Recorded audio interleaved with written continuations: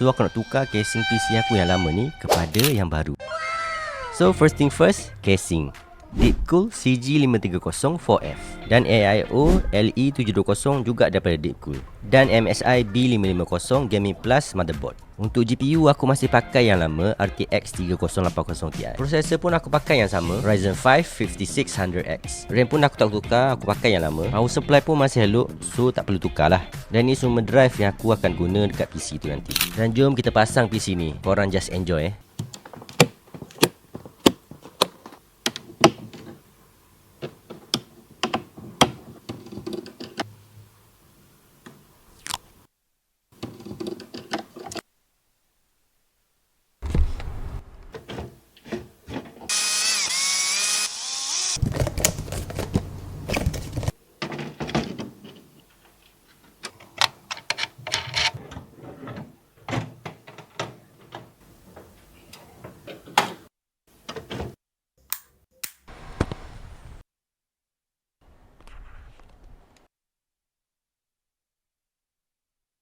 Nak dekat 3 jam aku pasang. Akhirnya moment of truth.